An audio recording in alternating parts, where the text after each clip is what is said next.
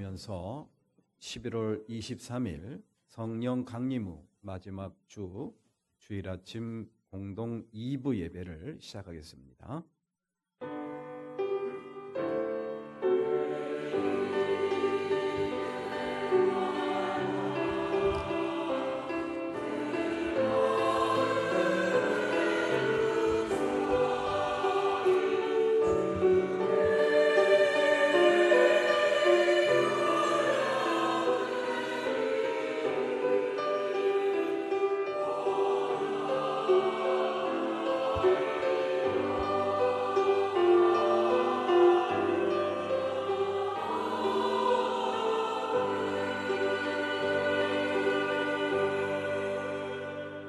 주님은 나의 힘, 나의 방패이시다. 내 마음이 주님을 굳게 의지하였기에 주님께서 나를 건져주셨다.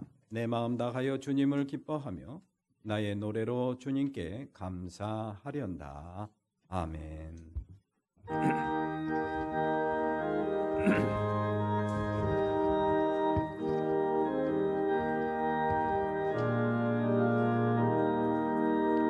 주님 주신 거룩한 날 기쁨으로 들어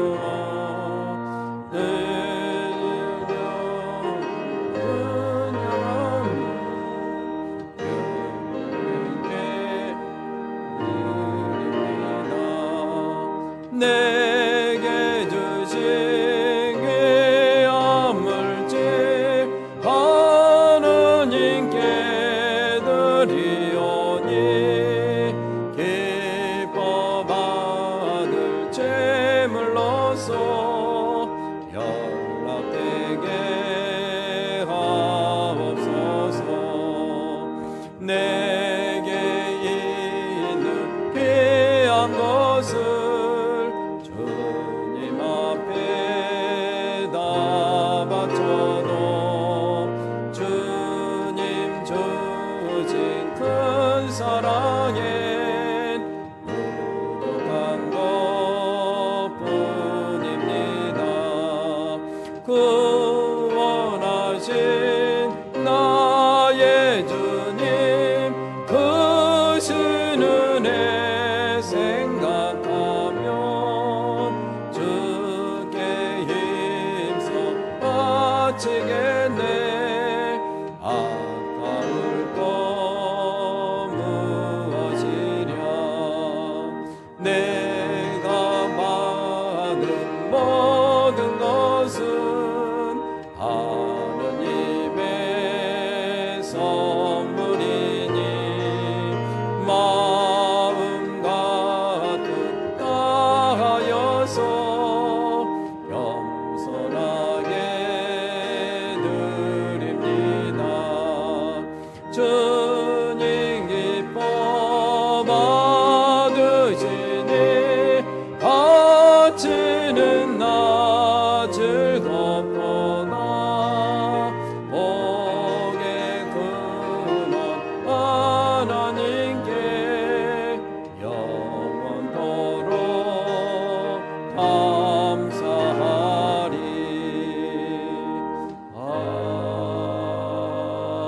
아멘.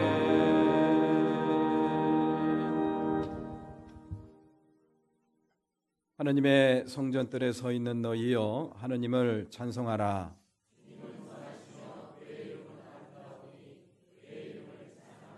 우리가 그의 계신 곳으로 들어가서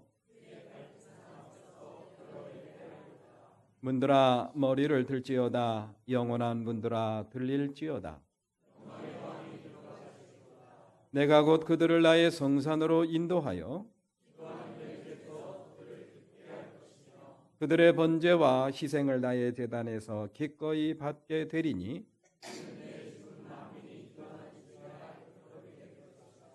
오직 주님은 그 성전에 계시니.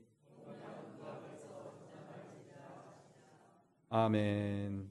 전능하사 천지를 만드신 하나님 아버지를 내가 믿사오며 그 외아들 우리 주 예수 그리스도를 믿사오니 이는 성령으로 잉태하사 동정녀 마리아에게 나시고 본디오 빌라도에게 고난을 받으사 십자가에 못 박혀 죽으시고 장사한 지 사흘 만에 죽은 자 가운데서 다시 살아나시며 하늘에 오르사 전능하신 하나님 우편에 앉아 계시다가 저리로서 산 자와 죽은 자를 심판하러 오시리라. 성령을 믿사오며 거룩한 공예와 성도가 서로 교통하는 것과 죄를 사하여 주시는 것과 몸이 다시 사는 것과 영원히 사는 것을 믿사옵나이다. 아멘. 성부 성자와 성령 영원히 영광 받으옵소서.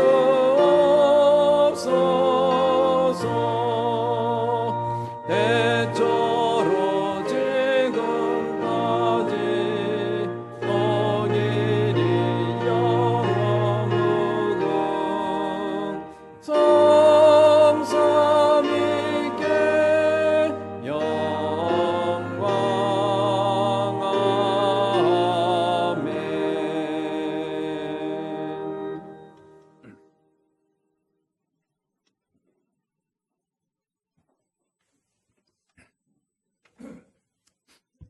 거룩하시고 자비로우신 하느님 아버지, 오늘도 저희를 예배의 자리로 불러주신 은혜에 감사드립니다. 찬양과 감사로 한 주를 마무리하며 이 아침 저희의 마음을 겸손히 낮추어 주님의 인재 앞에 서게 하시니 감사합니다.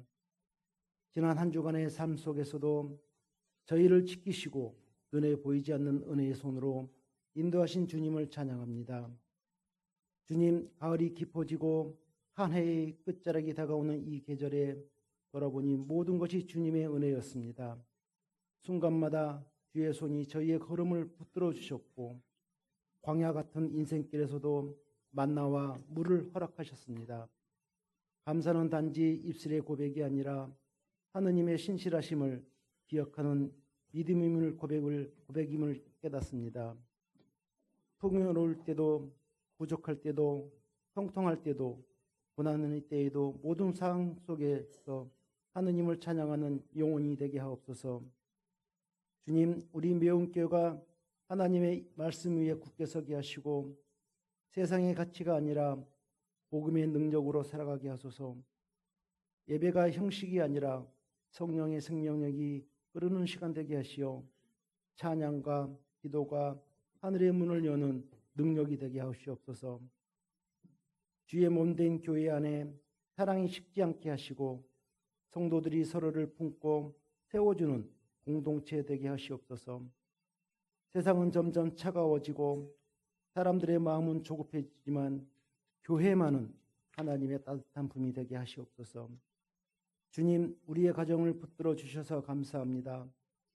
가정이 주 안에서 하나 되고 부모와 자녀가 서로 이해하며 사랑으로 복된 가정 되게 하시옵소서. 서로의 연약함을 비난하기보단 감사로 받아들이고 품는 은혜를 허락하시옵소서. 일태의 자리에서도 주님을 기억하게 하시며 정직과 성실로 주의 영광을 드러내게 하시옵소서. 경제적 어려움 속에서도 낙심하지 않게 하시고 하나님의 공급하심을 믿으며 살아가게 하시옵소서. 또한 질병으로 고통받는 이들에게 주님의 손길로 위로와 회복을 허락하시옵소서. 몸의 연약함 속에서도 주의 뜻을 깨닫게 하시며 모든 고통의 자리에서 하느님을 만나는 은혜를 경험하게 하시옵소서. 자비로우신 하나님, 이 땅 대한민국을 주님의 은혜로 지켜주셔서 분열과 대립의 소리를 잠잠케 하시고 진리와 정의가 강물처럼 흐르게 하소서. 지도자들에게는 하느님을 두려워하는 마음을 주시고 백성들에게는 서로를 이해하고 섬기는 마음을 허락하시옵소서. 이 땅의 청년들에게는 꿈과 용기를, 노년에게는 평안과 존귀를, 아이들에게는 믿음과 사랑을 심어주소서. 모든 세대가 주 안에서 함께 예배하는 나라가 되게 하시며 한국교회가 이 시대의 희망이 되게 하옵소서. 전쟁과 불의와 가난으로 고통받는 나라들을 기억하시고 주의 평강으로 회복시켜 주시옵소서. 주님, 이제 한 해가 저물어가며 저희의 신앙을 돌아봅니다. 감사보다 불평이 앞섰던 마음, 기도보다 걱정이 앞섰던 나약함을 회개합니다. 주님, 다시 감사의 영을 회복하게 하셔서 감사는 단지 행복할 때 드리는 노래가 아니라 하나님의 뜻을 신뢰하는 믿음의 고백임을 깨닫게 하시옵소서. 예수님께서 떡을 드시기 전 감사의 기도를 들으셨던 것처럼 우리도 부족한 현실 속에서도 감사할 줄 아는 믿음을 주시옵소서. 감사하는 마음이 저희의 영혼을 새롭게 하며 우리의 관계를 회복시키고 삶의 목적을 바로 세우게 하시옵소서. 하느님, 감사는 치유의 능력입니다. 감사할 때 우리의 마음이 평강이 바뀌고 몸이 긴장이 풀리며 영혼이 회복됩니다. 감사하는 영혼에게 주님께서 더 큰 은혜를 부어주심을 믿습니다. 주님, 이번 한 주도 감사의 삶을 결단합니다. 감사는 상황이 아니라 선택임을 믿습니다. 작은 은혜에도 감사하게 하시고 사람을 향한 원망 대신 은혜를 기억하게 하시옵소서. 날마다 감사의 언어로 세상을 밝히며 그 감사가 우리의 신앙과 인격을 성숙하게 하시옵소서. 예배가 끝난 후에도 감사의 기도가 우리의 입술에 머물게 하시며 가정과 직장, 교회와 사회 모든 자리에서 감사의 향기가 퍼져나가게 하시옵소서. 특별히 담임 목사님께 말씀과 능력과 영육간의 강건함을 다하셔서 예배와 교육, 선교와 모양의 모든 사역 가운데 성령의 권능이 동행하게 하시옵소서. 말씀과 기도로 충만하게 하시며 예배를 통하여 우리의 심령이 새로워지고 우리의 삶이 변화되어 하늘의 기쁨과 평강이 충만하게 임하게 하시옵소서. 모든 영광과 존귀와 찬송을 주님께 올려드리며 우리 주 예수 그리스도의 이름으로 기도드립니다. 아멘. 하늘에 계신 우리 아버지, 그 이름을 거룩하게 하여 주시며 그 나라를 오게 하여 주시며 그 뜻을 하늘에서 이루신 같이 땅에서도 이루어 주십시오.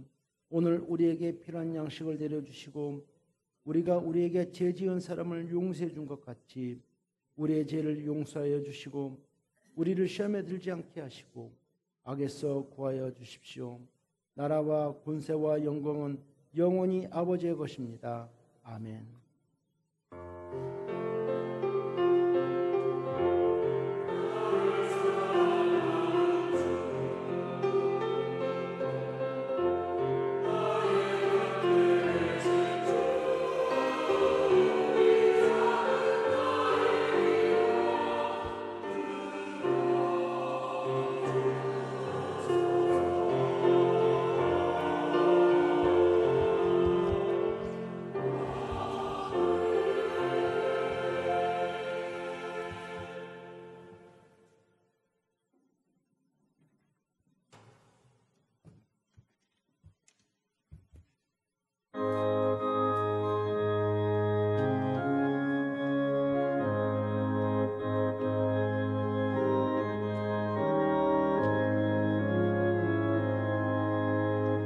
나 가나안 땅 귀한 성에 들어가려고 내 무거운 짐 벗어버렸네. 죄 중에 다시 방황할 일 전혀 없으니 저 생명 시냇가에 살겠네. 길이 살겠네. 나 길이 살겠네. 저 생명 시냇가에 살겠네. 길이 살겠네. 나 길이 살겠네. 저 생명 시냇가에 살겠네.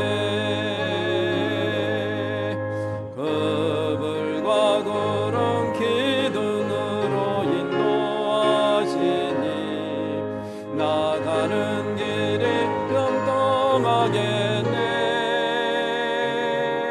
그 요단강을 내가 지금 건넌 후에는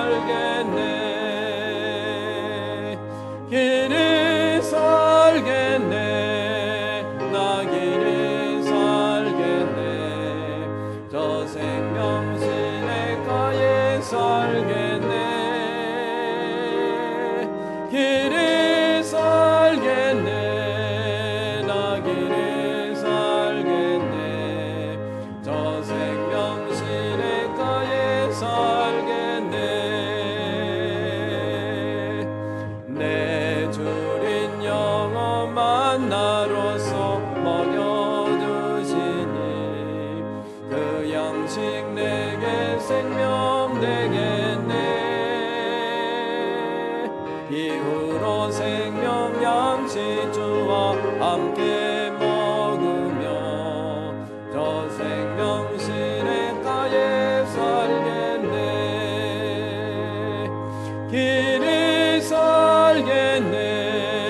나 길이 살겠네. 저 생명 시냇가에 살겠네. 길이 살겠네. 나 길이 살겠네. 저 생명 시냇가에 살겠네.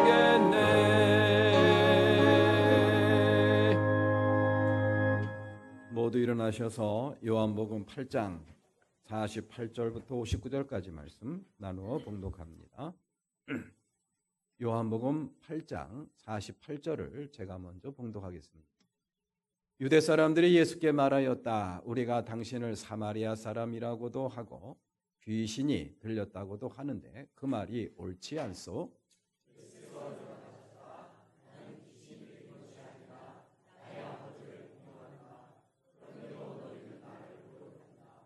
나는 내 영광을 구하지 않는다. 나를 위하여 영광을 구해 주시며 심판해 주시는 분이 따로 계신다.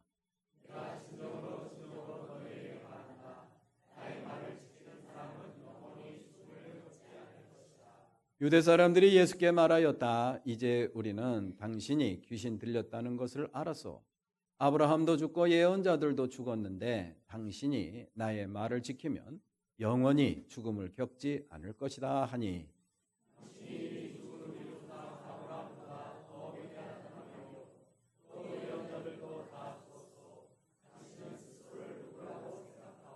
예수께서 대답하셨다. 내가 나를 영광되게 한다면 나의 영광은 헛된 것이다. 나를 영광되게 하시는 분은 나의 아버지시다. 너희가 너희의 하느님이라고 부르는 바로 그분이시다.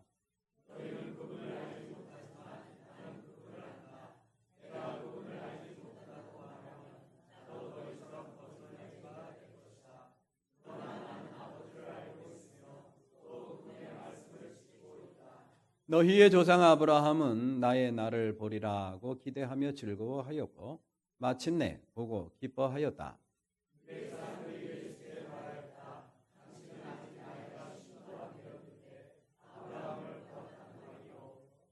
예수께서 그들에게 말씀하셨다. 내가 진정으로 너희에게 말한다. 아브라함이 태어나기 전부터 내가 있다.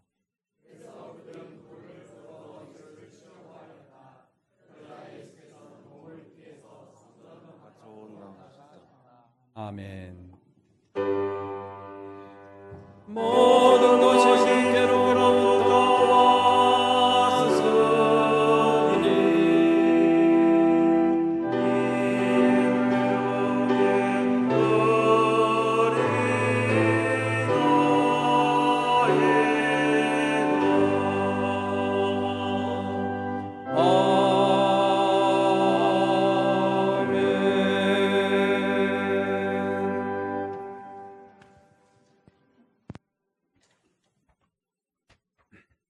금주 묵상 말씀입니다. 나의 말을 지키는 사람은 영원히 죽음을 겪지 않을 것이다. 요한복음 8장 52절 말씀, 오늘 본문 말씀 내용입니다. 예수님에 대해서 인신공격을 하는 유대교 지도자들에게 남기신 그러한 말씀 또 가르침이기도 합니다. 영원히 죽음을 겪지 않을 것이다. 개역성경에는 죽음을 맛보지 않을 것이다. 죽음이 주는 두려움과 고통 속에서 해방될 것이다 라는 내용의 말씀입니다. 오늘 오후 예배는 민진영 목사께서 생생 토크 시간을 갖도록 하겠습니다. 우리 청년 회원들을 대상으로 하는 토크이니만큼 여러분들 많이 기대하시고 참여해 주시기를 바랍니다. 다음 주 오후 예배는 제3남성교회 헌신 예배로 드리도록 하겠습니다. 11월 달 실행부 회의 이 예배 마친 후에 봉사관 회의실에서 모임을 갖도록 하겠습니다. 각 기관 총회를 12월 첫 주라고 했는데요. 12월 둘째 주까지 해도 될 것 같습니다. 12월 14일 이전까지 모두 맞춰주시기를 다시 한번 부탁드립니다. 총회를 마친 결과에 대해서는 사무실로 그 결과물을 전달해 주시고 그거를 당회에 자료로 준비하도록 그렇게 하겠습니다. 신앙 공동체를 위해서 청장년 선교회 오늘 중식 봉사해 주십니다. 열심히 고기를 볶고 있습니다. 여러분들 가셔서 맛있게 드시고 또 격려해 주시기를 바랍니다. 양운도 권사께서 오늘 중식에 드실 귤을 제공해 주셨습니다. 감사드립니다. 제7회 매여울 행복한 마을 음악회를 좀 준비하고 있습니다. 12월 6일입니다. 토요일 낮 12시부터 시작하는데요. 12시부터는 식당에서 이렇게 같이 점심 식사를 하시고 1시부터 바로 이 자리에서 음악회를 합니다. 우리 교회가 이 지역사회를 대상으로 하는 아주 소중한 행사입니다. 매여울 봉사센터 이름으로 하는 행사인데 여기에 우리 교우들이 많이 협조해 주시고 참여를 해 주셔야 될 것 같습니다. 실내에서 하는 행사이니만큼 빈자리가 눈에 띄면은 좀 실례가 될 것 같아서 염려가 됩니다. 여러분들 많이 협조해 주시고 초대장은 현관 탁자에 비치되어 있으니까 가져가셔서 이렇게 나누어 주시면 고맙겠습니다. 오늘 저희 교회에 이렇게 새로 오신 분이 있습니다. 남양에 사시는 분이신데요. 김진숙 사모님이시기도 합니다. 제 고향 친구이기도 합니다. 일단 박수로 맞이해 주시기 바랍니다. 반갑습니다. 이따 식사 맛있게 누가 뭐라 그랬어요? 기도드리겠습니다.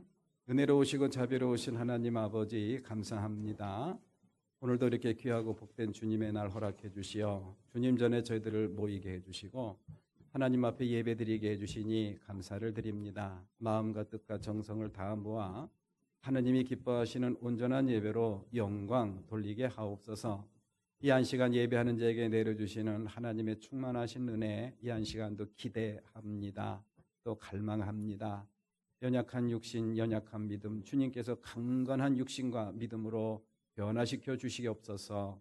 병든 육신으로 인하여 고통 중에 있는 사랑하는 모든 권속들 주님께서 자비와 긍휼을 베풀어 주시고 이 한 시간 주님의 따뜻한 손으로 어루어 만져 주시사 하나님의 치유를 경험할 수 있는 복된 시간이 되기를 소망합니다. 이 한 시간도 준비한 예물을 드린 사랑하는 손길들이 있사오니 주님께서 기억해 주시고 어여삐 여겨주시고 저들 삶 속에 더욱더 큰 기쁨과 감사의 제목으로 채워주시기를 원합니다. 이 예물이 하나님의 나라와 영광을 위해서 또 어려운 이웃들을 위해서 소중하게 사용될 수 있도록 하나님 성별해 주시고 또한 축복하여 주시옵소서. 예수님의 이름으로 기도를 드립니다. 아멘.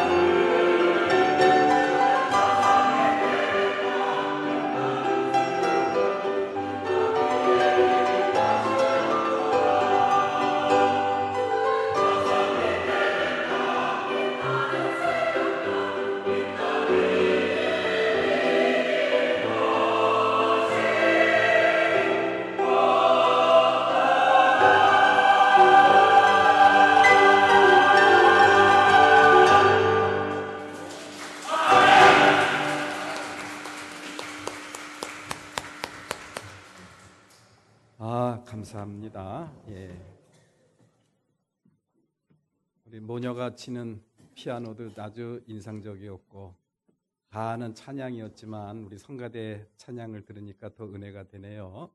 감사합니다. 오늘도 이렇게 주님을 마주하며 예배하는 우리 교우 여러분들 주님의 이름으로 환영하고 또 축복합니다. 앞뒤 좌우를 보시면서 인사 나누시겠습니다. 사랑합니다. 그리고 축복합니다.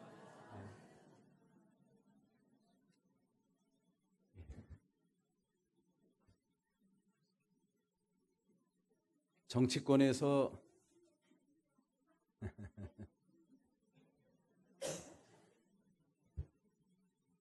흔히 쓰는 그런 잘 쓰는 말이 있죠. 예. 메시지가 마음에 안 들면은 누구를 공격한다? 메신저를 공격한다. 예. 정치권에서 흔히 볼 수 있는 말이죠. 둘이 이러쿵저러쿵 치열하게 다투다가 마음에 안 들면은 사람을 공격합니다. 너는 잘났어? 너도 이랬잖아. 이러면서 사람을 공격해요. 그는 정치권뿐만 아니라 우리 사람 사는 세상에 다 마찬가지인 것 같아요. 누가 올바른 말을 하고 마음에 안 드는 말을 하면은 이제 사람을 공격합니다. 인신공격을 합니다. 오늘 본문 말씀에 그런 이야기가 저희들에게 전해주고 있어요. 그런 이야기를 전해주고 있습니다. 예수님한테 인신공격을 하는 그러한 모습이에요. 오늘 본문 말씀에 보면은 예수님이 지난 시간에 우리가 뭐 했죠? 지난 시간에 진리가 너희를 자유롭게 하리라. 근데 이 유대교 지도자들은 이게 도대체 무슨 말인지를 못 알아듣네. 가만히 보면은 이 유대교 지도자들이 이 머릿속에 들은 건 많은데 영적인 그런 깨우침이 없어요. 영이 맑지가 못합니다.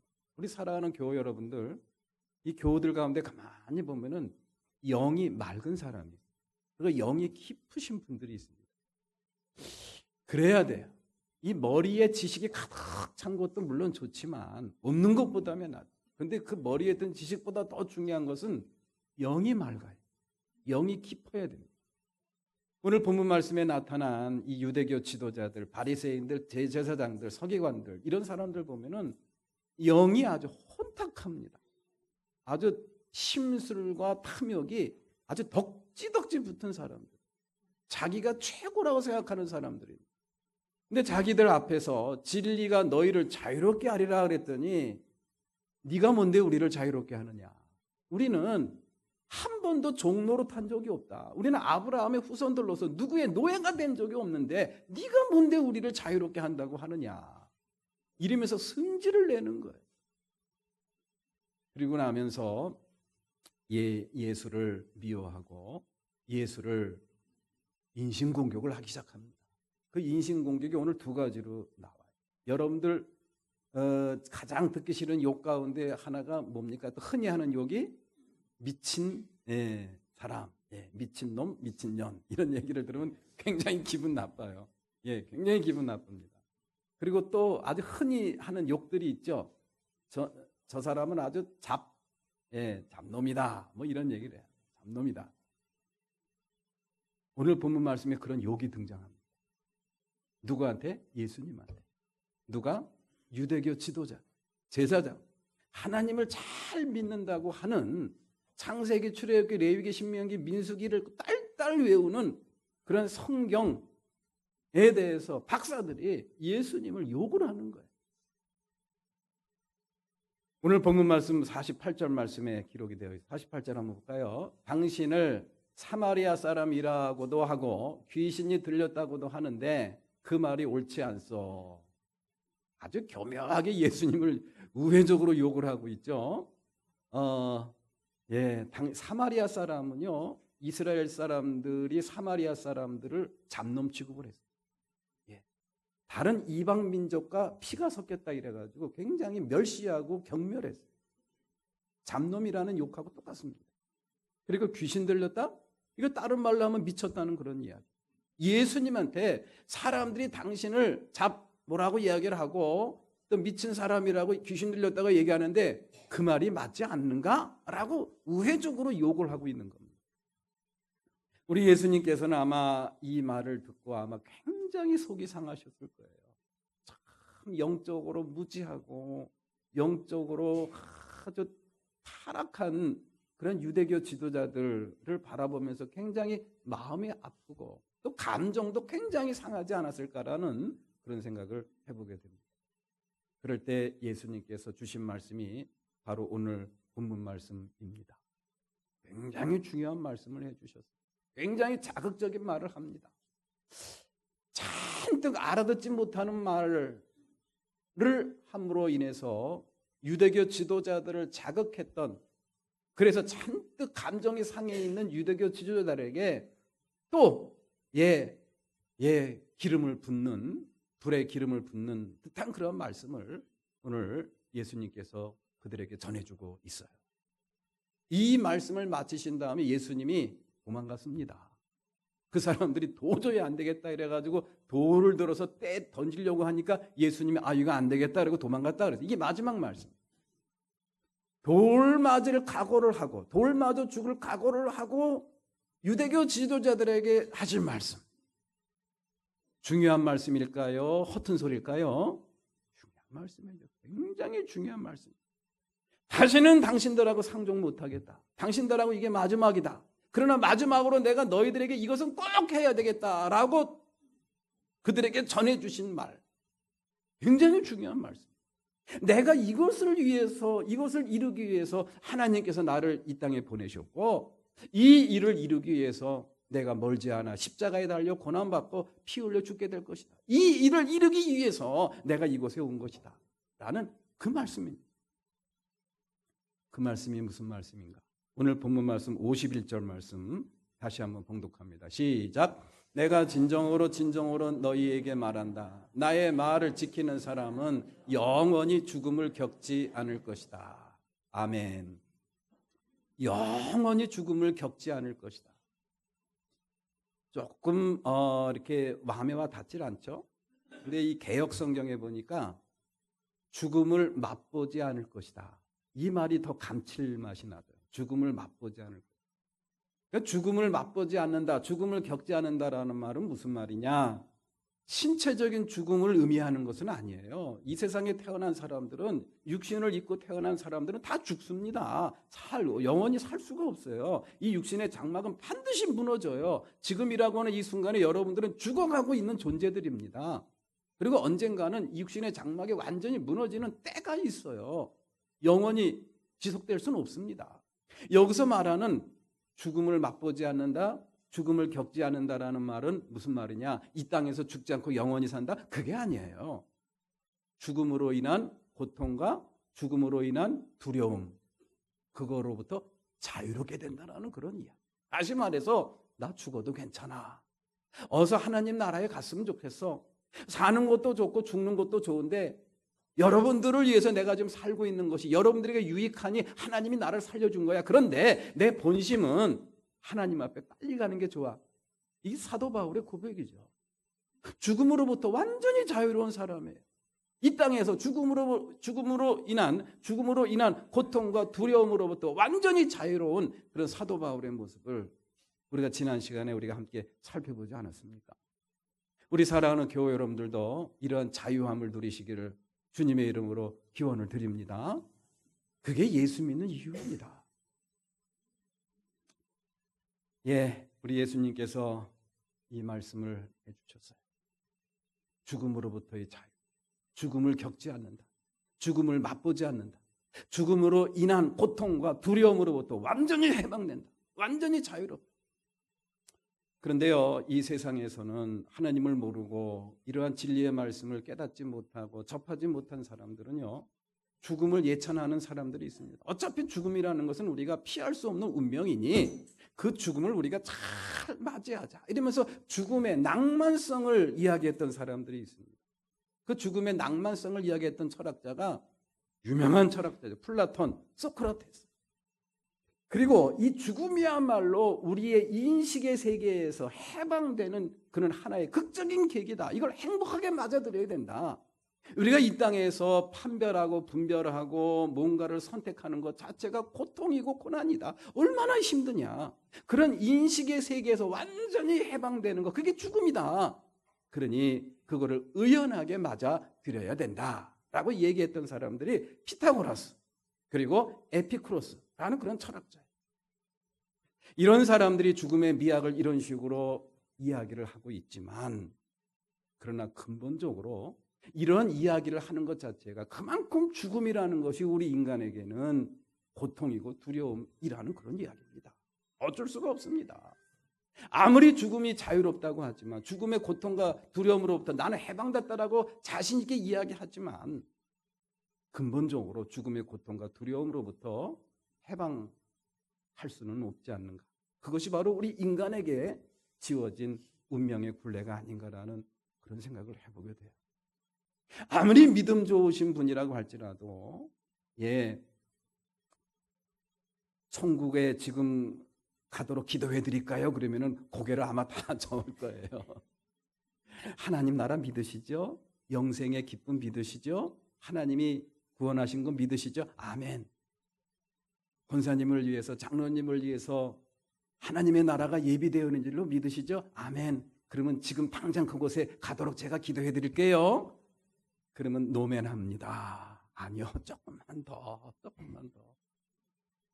한 번도 경험해보지 않은 세계에 대한 두려움, 또 이웃과의 단절, 가족과의 단절, 나와의 단절되는 듯한 그런 느낌과 감정, 이거 견딜 수가 없는 거예요. 너무 무섭고 힘이 드는 거예요. 고통스러운 겁니다. 아무리 몸이 아프고 아무리 죽을 병에 걸렸다 할지라도 이 죽음의 두려움과 고통으로부터 완전히 자유로울 수는 없는 인생, 이것이 바로 우리 인생들에게 주어진 운명이 아닌가라는 그런 생각을 해봐요. 그런데 그러한 인간이 지닌 근본적인 그러한 고통과 두려움의 근원, 그 죽음이라는 거, 그 굴레로부터 우리가 자유로울 수 있는 그 비결, 그 원리를 예수님이 마지막으로 가르쳐 주신 거예요. 돌맞을 각오를 하면서 그들에게 던져주신 말씀이 바로 오늘 본문 말씀의 내용입니다. 다시 한번 읽어볼까요? 51절 말씀 다시 한번. 51절 시작. 내가 진정으로 너희에게 말한다. 나의 말을 지키는 사람은 영원히 죽음을 겪지 않을 것이다. 아멘.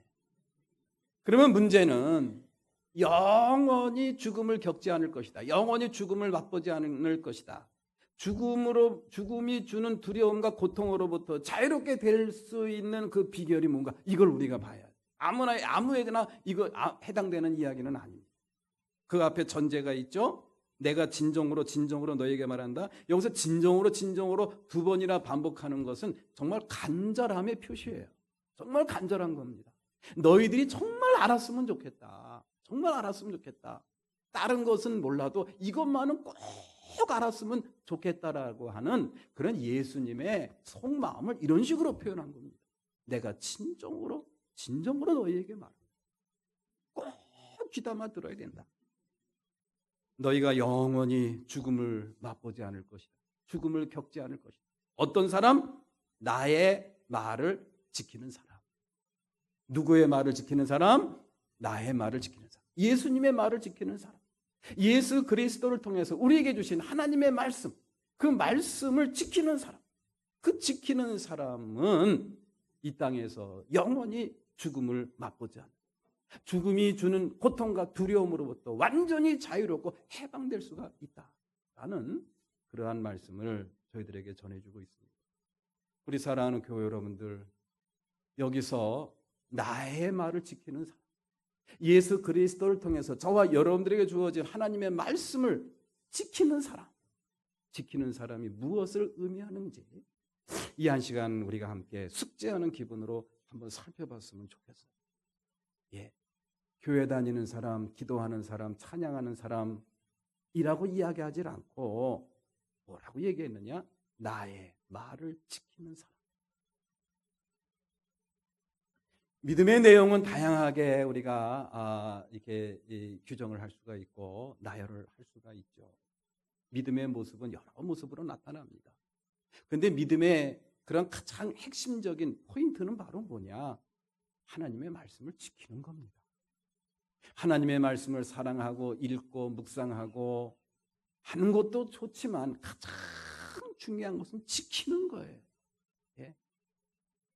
그럼 여기서 하나님의 말씀을 지키는 사람, 이라는 것은 어떤 의미인가? 그런 사람들에게 주어지는 죽음으로부터의 자유, 죽음의 고통과 두려움으로부터의 자유, 이 소중한 자유를 우리가 누리려면은 하나님의 말씀, 예수님의 말씀을 지키는 사람이 돼야 되는데, 예수님의 말씀을 지킨다는 게 무엇을 의미하는 것인가? 우리가 한번 살펴봤으면 좋겠어요. 저는 이 말씀을 읽고 묵상을 하면서 그런 생각이 들더라고요. 하나님의 말씀을 지켜야 된다. 그러면 나는 안 되겠네. 하나님의 말씀이 10가지 중에서 한두 가지만 못 지켜도 그건 안 지킨 거잖아요. 그죠? 노건사님. 그렇지 않습니까? 그럼 나는 해당되는 게 아니네. 이런 두려움이 있어요. 이런 두려움이 있습니다. 솔직히. 예? 하나님의 말씀은 10가지를 내가 들었는데 그 중에서 한두 가지만 내가 못 지켜도 이건 안 지킨 게 되잖아요. 이거 어떡하냐는 그런 이야기예요. 이런 두려움이 있어요. 여기서 하나님의 말 지킨다는 것은 무슨 의미인가? 그걸 우리가 잘 이해를 해야 됩니다. 저는 이 말씀을 묵상하면서 그런 생각이, 그런 성경 이야기가 떠올랐어요. 유월절 어린 양 이야기가 떠오르더라고요. 유월절 어린 양. 예, 히브리 사람들이 이집트에 가서 430년 동안 종살이 했죠. 그래서 그들의 간절한 기도 소리를 하나님께서 들으시고 그들을 가나안 땅으로 인도하실 계획을 세웁니다. 그리고 모세를 지도자로 부르셨어요. 그랬는데 이 파라오가 말을 안 듣는 거예요. 하나님이 보내라고 했으니 우리를 보내야 된다. 그런데 이 파라오가 말을 안 들어요. 그래서 이 파라오와 이집트 백성에게 내린 재앙이 몇 가지 재앙이었죠? 10가지 재앙이었죠. 그 마지막 재앙이 뭐였죠? 장자의 죽음이었어요. 이 장자의 죽음. 이 장자의 죽음 속에는 굉장한 신학적인 원리, 구원의 원리가 그 안에 담겨져 있다는 것을 우리는 알 수가 있습니다. 자, 내가 마지막으로 이 파라오가 말을 안 들으니 내가 그들에게 마지막 재앙을 내리겠다. 마지막 재앙이 뭐냐? 어떤 집이든지 가축이든 사람이든 첫째를 다 죽일 것이다. 다 어떻게 한다고요? 죽인다는 그런 이야기. 이게 정말 끔찍한 재앙입니다. 아마도 인간이 감당할 수 없는 최고의 재앙이 아닐까라는 그런 생각이 들어요. 장자의 죽음. 그런데 이스라엘 백성들도 죽이면 안 되잖아요. 이스라엘 백성들을 살리기 위해서 이집트의 파라오에게 내린 재앙이니 이스라엘 백성들, 히브리 사람들을 살려야 되잖아요. 그래서 모세를 통해서 이 하나님께서 약속을 주십니다. 그 약속이 뭐냐? 양을 잡아라. 뭐를 잡으라고요? 양을 잡아라. 그 양을 잡고 어디에 바르라 그랬어요? 문설주에 발라라. 그러면은 너희가 살 것이다. 그래가지고 그 말씀을 듣고 어이 모세 지도자께서 하나님께서 그렇게 하라고 하셨으니 그렇게 해야지 라고 하면서 진가민가 하면서 양을 잡아서 양의 피를 문설주에, 이제 문이 이렇게 됐으면은 맨 꼭대기는 문 임방이라고 그러고 맨 밑에는 뭐라 그래요? 문 지방. 그리고 그 기둥이 뭐예요? 그게 바로 문설주입니다. 문설주에다가 이제 피를 바른 사람들, 그 바른 사람들이 어떠한 마음, 어떠한 믿음, 어떠한 생각으로 발랐는지 저는 알 수가 없어요. 여러분들도 모릅니다. 진가민가하고 믿져야 본전이지 뭐 그래가지고 바른 사람도 있을 테고 이까진 거 한다고 우리가 사나? 라고 안 바르려고 하다가 막판에 바른 사람도 있을 거예요. 예. 그리고 어떤 사람은 모세 지도자께서 하라고 했으니 우리에게 9가지 재앙에서 우리를 건져주신 하나님이 분명히 살아계심을 우리에게 보여주셨으니 그 하나님이 우리에게 주신 말씀이니 그렇게 해야지. 그러면 살 수 있을 거야 라는 정말 진실한 믿음을 갖고 바른 사람도 있어요. 그런데요, 하나님께서는 그 문설주에 바른 피, 그 피를 바른 사람을 보고 구원하지 않았습니다. 그 피를 보고 구원했다 그랬어요. 정말 놀라운 말씀이더라.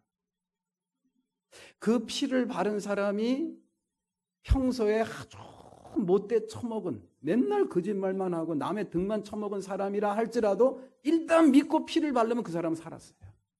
신기하죠? 말씀을 볼게요. 출애굽기 12장 13절. 출애굽기 12장 13절. 다 같이 시작. 내가 이집트 땅을 칠 때에 문설주의 피를 바른 집은 그 피를 보고 내가 너희를 치지 않고 넘어갈 터이니. 아멘. 출애굽기 12장 13절 말씀. 그 유월절 어린 양의 피, 유월절 어린 양의 피를 바른 사람들이 살 수 있었던 그런 핵심적인 그러한 비결, 그 구원의 원리, 죽음을 맛보지 않을 수 있었던 그 구원을 받을 수 있었던 죽음의 재앙에서 그 죽음을 맛보지 않을 수 있었던 그런 비결은 바로 뭐예요? 피입니다. 문설주에 바른 피예요. 저는 이 말씀을 읽고 굉장히 마음에 큰 은혜가 되더라고요. 그렇구나. 우리가 하나님께로부터 구원받는 것은 그 피 속에 담겨있는 약속을 믿는 믿음, 그 약속을 믿는 믿음을 보시고 구원한 거지 사람 됨됨이를 보고 구원한 게 아니라는 그런 이야기예요. 그 사람이 못된 사람이든 착한 사람이든 잘난 사람이든 못 배운 사람이든 배운 사람이든 상관없어요. 그냥 말씀을 듣고 바르라고 했으니 내가 발라야지, 믿져야 번전이지. 어쨌든 문설주의 피를 바른 사람들은 다 구원받았어요. 다 살았다라는 그런 이야기. 그런 구원의 놀라운 체험을 겪었던 사람들은 아마 그 다음부터는 정말 행실이 나쁜 사람들은 정말 고운 마음과 고운 행실을 갖고 잘 살지 않았을까라는 생각이 들어요. 왜? 내가 구원받았어요. 그런 죽음의 재앙에서 내가 구원을 받았습니까? 그 은혜가 얼마나 감격스럽습니까? 이것이 바로 하나님께서 저와 여러분들에게 베푸시는 구원의 원리입니다. 그 피 속에 담겨 있는 하나님의 약속, 그 약속을 믿는 믿음, 그 믿음으로 인해서 이 이스라엘 백성들은 죽음을 맛보지 않을 수가 있었다라는 그런.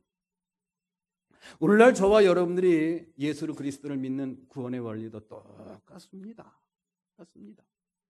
예수 믿으세요. 예수 믿으면 구원받습니다. 저도 구원받습니까? Yes. 맞습니다.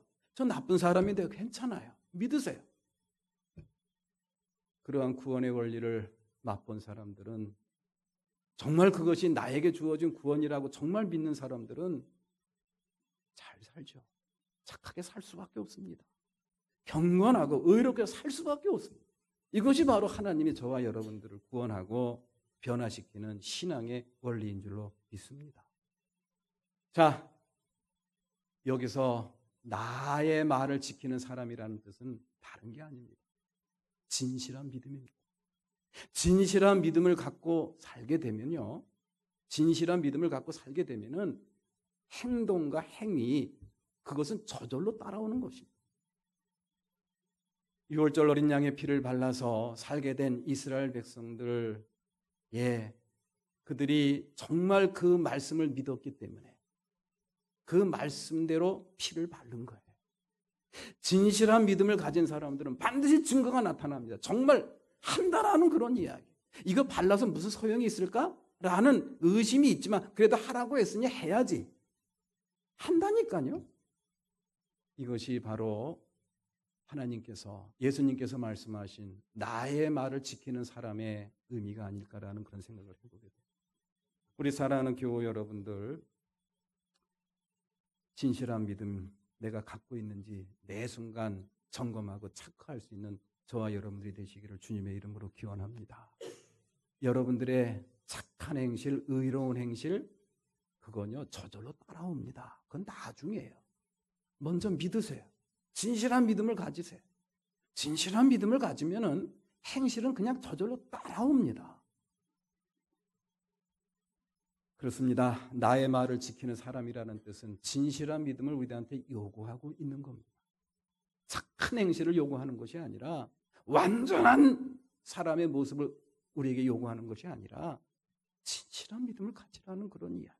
진짜 믿으라는 그런 이야기. 나는 내 상식과 내 지식과 내 경험으로는 도저히 이해가 되지 않지만 우리 주님께서 그렇다고 하시니 그렇게 될 줄로 믿습니다. 한번 믿어보자는 그런 이야기. 그렇게 되면 우리에게 놀라운 주님의 역사와 증거가 나타나는데 그것이 바로 뭐냐? 영생의 소망과 하나님 나라의 소망입니다. 영생의 소망과 하나님 나라의 소망. 내가 이 이스라엘 백성들이 유월절 어린 양의 그런 피를 문설주의 발름으로 말미암아 죽음을 맛보지 않았어요. 구원을 경험했습니다. 그런데 그것이 곧 이 땅에 살면서 죽음을 겪지 않는 그런 삶의, 그런 사람의 모습일까요? 그런 모습의 다일까요? 저는 아니라고 생각합니다. 그 이스라엘 백성들, 유월절 어린 양의 피의 그런 역사로 살게 된 사람들, 광야에서 나중에 다 어떻게 됐어요? 다 죽었습니다. 다 죽었습니다. 그러니까 우리 하나님께서 이 모세를 통해서 이 유월절 어린 양의 피의 구원의 역사를 맛보게 하신 것은 하나의 사인이었어요. 무슨 사인이냐? 그 구원의 역사를 이루신 하나님, 그 하나님을 바라보라는 그런 이야기, 그 하나님께서 마련해 놓으신 영생을 바라보라는 그런 이야기, 그 하나님께서 저와 여러분들에게 약속하신 영원한 하나님의 나라를 바라보라는 그런 이야기. 그것을 바라볼 때 우리는 진정으로 이 땅에서 죽음을 맛보지 않는, 죽음을 겪지 않는, 이 땅에서 죽음이 주는 고통과 두려움으로부터 해방될 수 있는 진정한 자유를 체험할 수 있다는 것을 우리 주님께서는 저희들한테 이야기를 하고 있는 것이죠. 이 땅에 살면서 죽음이라는 건 누구나 다 피할 수 없는 운명이지만 그 죽음이 주는 고통과 두려움으로부터 완전히 자유로울 수 있다고 한다면 그것이야말로 진정한 자유가 아니겠습니까? 이 땅에서 믿음으로 살면서 그렇게 살았던 분들이 있습니다. 바로 초대교회 교인들이죠. 그리고 초대교회 예수님의 제자들, 사도들입니다. 현실의 삶은 매우 힘듭니다. 고통스럽습니다. 왜냐? 믿는 사람들을 엄청나게 박해를 했거든요. 순교의 각오를 해야지만 예수를 믿을 수 있는 그런 시대, 그런 시대에 예수를 믿는다는 것은 큰 고통이고 참 큰 삶의 어려움이었어요. 그러나 그러한 어려움과 고통 속에서도 믿음을 지키고 힘있게 믿음으로 살아갈 수 있었던 비결이 바로 뭐냐? 바로 그겁니다. 지금이라고 하는 이 순간에 하나님 나라에 대한 소망, 내가 얻은 믿음으로 말미암아 진실한 믿음으로 얻은 그런 영생에 대한 기쁨, 그것이 나에게 힘이 되는 거예요. 그것이 능력이 되는 겁니다. 그것이 기쁨이 되고, 그것이 능력이 되고, 그것이 위로가 되고, 그것이 감동이 되니 모든 고통과 모든 난관과 모든 박해를 견뎌낼 수 있게 되더라는 그런 이야기. 당장 죽음으로 몰아간다고 하더라도 그 죽음이 전혀 두려워하지 않는 믿음의 사람으로 살아가는 초대교회 교인들의 모습을 우리는 사도행전 말씀을 통해서 볼 수가 있죠. 사도행전 말씀을 한번 볼까요?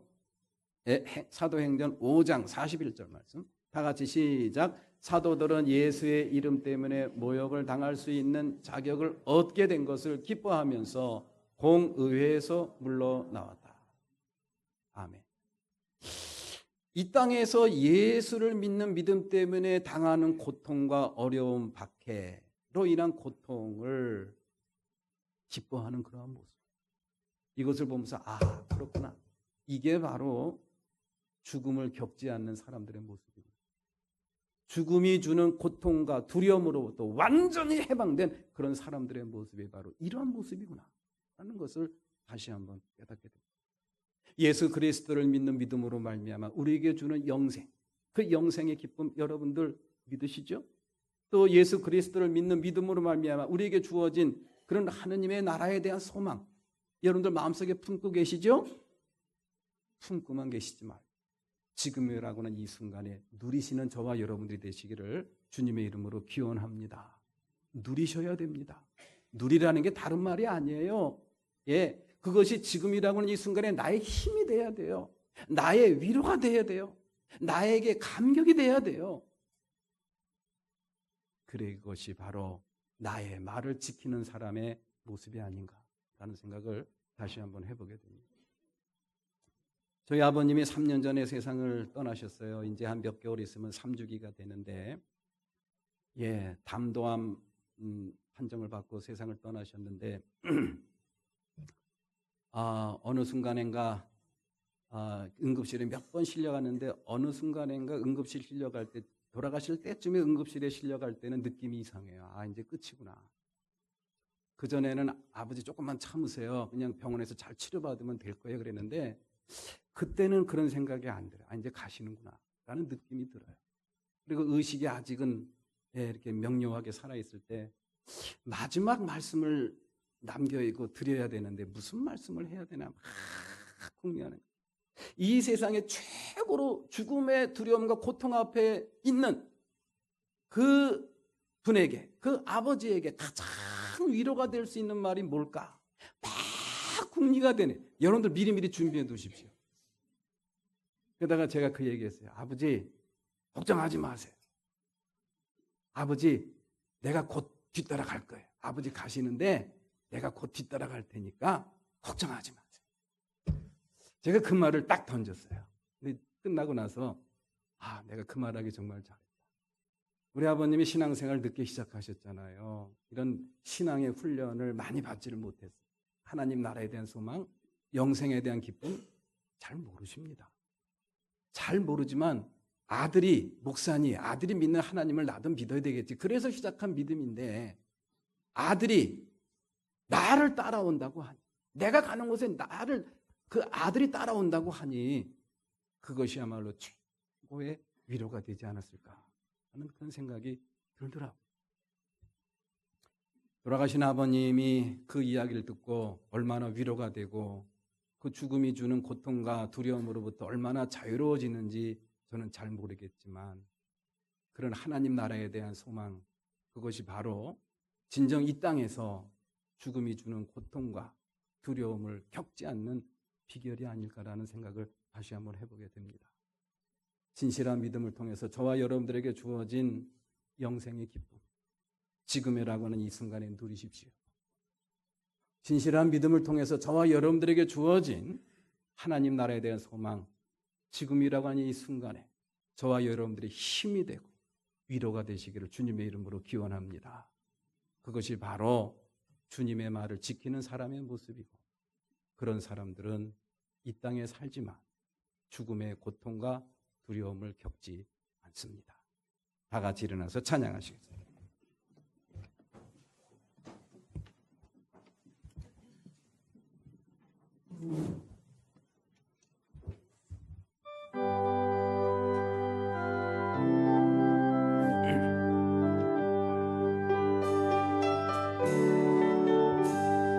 죄 많은 이 세상은 내 집안이네. 내 모든 보화는 저 하늘에 있네. 저 천국 문을 열고 나를 부르네. 나는 이 세상에 잠들 수 없도다. 주님 같은 친구 없도다. 저 천국 없으면 나 어떻게 하나. 저 천국 문을 열고 나를 부르네. 나는 이 세상에 잠들 수 없도다. 저 천국에서 모두 날 기다리네. 내 주 예수 피로 죄 씻음 받았네. 나 비록 약하나 주님 날 지키니. 나는 이 세상에 잠들 수 없도다. 주님 같은 친구 없도다. 저 천국 없으면 나 어떻게 하나. 저 천국 문을 열고 나를 부르네. 나는 이 세상에 잠들 수 없도다. 저 영광의 땅에 날 알겠네. 손잡고 승리를 외치는 성도